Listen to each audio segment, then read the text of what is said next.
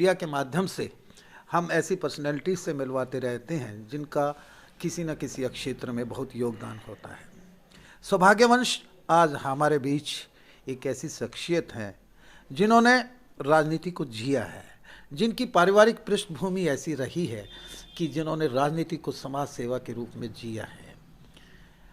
आदरणीय श्रद्धेय दिवंगत अमीरचंद मक्कड़ जी, जो 3 बार विधायक रहे, हांसी शहर को रिप्रेजेंट किया। उनके पोते राहुल मक्कड़ जी, जो जेजेपी के प्रत्याशी भी रहे, वर्तमान में शहरी प्रधान है जेजेपी के। आइए एक मधुर सी, एक छोटी सी मुलाकात उनसे करते हैं कि शहर के अंदर, हलके के अंदर क्या चल रहा है। मेरे साथ हैं राहुल मक्कड़ जी, उन्हीं के प्रतिष्ठान पर हम बैठे हैं आज। उनसे कई अरसे बाद उनसे मुलाकात कर रहे हैं।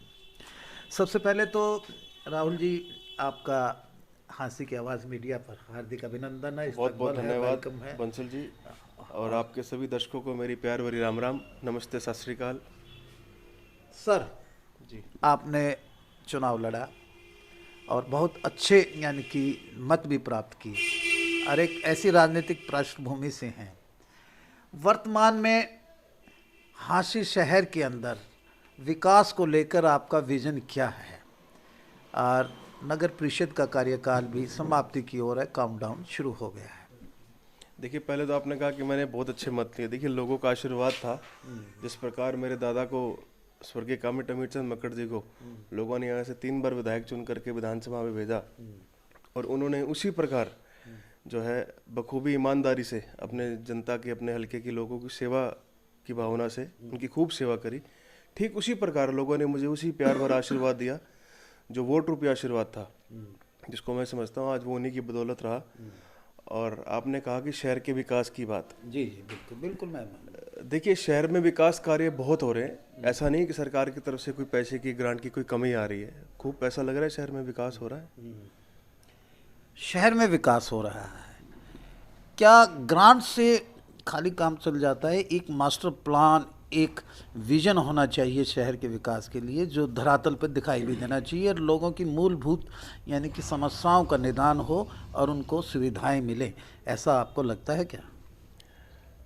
देखिए राजीव जी, आपकी कोलिशन में है गवर्नमेंट, कोई इसमें बात नहीं। देखिए, ऐसा है कि आज हांसी के पास बहुत से जगहों पर विकास कार्य चल रहे हैं, लेकिन कहीं ना कहीं मुझे ऐसा लगता है कि जो आपसी जो कोऑर्डिनेशन है अफसरों का, या जिसको मैं प्रशासनिक अब फिर कहूँ, तो मुझे लगता है कि कहीं ना कहीं कोऑर्डिनेशन में की कमी है। तो मुझे लगता है इस कमी को मैं आग्रह भी करता हूँ प्रशासन से, आपके इस चैनल के माध्यम से, कि इस कमी को हमें जल्द से जल्द दुरुस्त भी करना चाहिए। क्योंकि ये जो पैसा है आम जनता की खून पसीने की कमाई का है, तो इसे हमें किसी भी प्रकार से इसको व्यर्थ नहीं जाने देना चाहिए। अब जिस प्रकार से आप देखें रोड बनी है हमारे इसमें बजरिया चौक की, तो अब ये अभी नई सड़क बनी इतने सालों के बाद, और नगर अपना पब्लिक हेल्थ ने इसको तोड़ दिया। तो कहीं ना कहीं मुझे लगता है कि कमी है आपस में तालमेल की। तो जरूर तालमेल बिठा करके इसको आगे बढ़ना चाहिए, क्योंकि ये बार बार जो है फिर सरकार के फिर ये कहेंगे सरकार ग्रांट नहीं देती। तो मुझे मानना है, मुझे लगता है कि इसको पहले आपस में बैठ करके इसको दुरुस्त करना चाहिए। तो इससे हमारे शहर स्टेडियम की बहुत डिमांड रहती है। स्टेडियम में यहाँ की प्रतिभाएं बहुत हैं, ग्रामीण क्षेत्र में, शहरी क्षेत्र में। और मेरे एडिटर अजय सैनी खुद भी पहलवान रहे हैं, तो अक्सर मुझे कहते रहते हैं आप कभी भी ये स्टेडियम के बारे में किसी से नहीं पूछते हैं।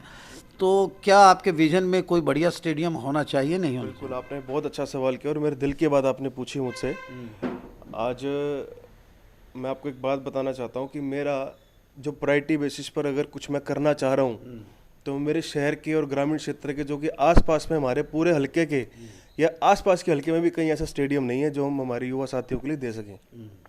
तो मेरी ऐसी कोशिश है, यदि मैं कुछ कर पाऊंगा अपने शहर के लिए, तो मेरा पहला काम यही है कि मैं अपने शहर के युवा साथियों को, या किसी को कोई जाना है, कोई वॉक करनी है, कोई एक्सरसाइज, कोई योगा, कुछ भी करना है, तो इस प्रकार का कुछ भी हमारे शहर में फिलहाल नहीं है।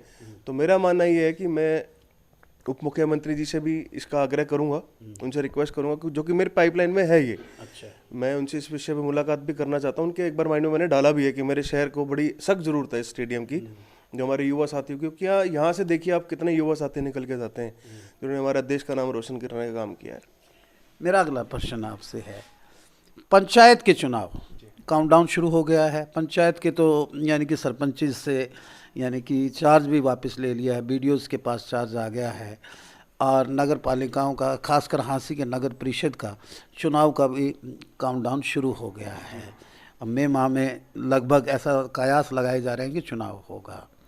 क्या बीजेपी ने तो डिक्लेयर कर दिया कि भी हम अपने कैंडिडेट सिंबल से उतारेंगे।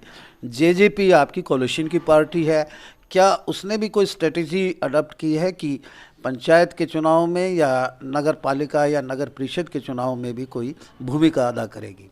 देखिए, अभी तक मेरे पास ऐसी कोई गाइडलाइन नहीं है, ना मैं कोई ऐसा राइट पर्सन हूँ किसी चीज़ को आपको बता दूं, लेकिन मुझे ऐसा लगता है, आपके संगठन में, आप संगठन से जुड़े हैं, शहरी प्रधान मुझे हैं। ऐसा लगता है कि जिस प्रकार अभी पहले चुनाव हुए हैं तो सिंबल्स भी दिए गए हैं, हाँ। और सिंबल्स पे चुनाव भी लड़वाए गए हैं। हाँ, हाँ। तो अब मुझे ऐसा लगता है कि जो नगर परिषद के जो चुनाव होंगे बिल्कुल सिंबल पर लड़वाए जाने चाहिए, और लड़वाए जाएंगे, मुझे ऐसा लगता है। अभय चौटाला जी ने इस्तीफा दे दिया है। बिल्कुल, ये देखिए अच्छी बात है, उन्होंने किसानों के हित में इस्तीफा दिया, अच्छी बात है।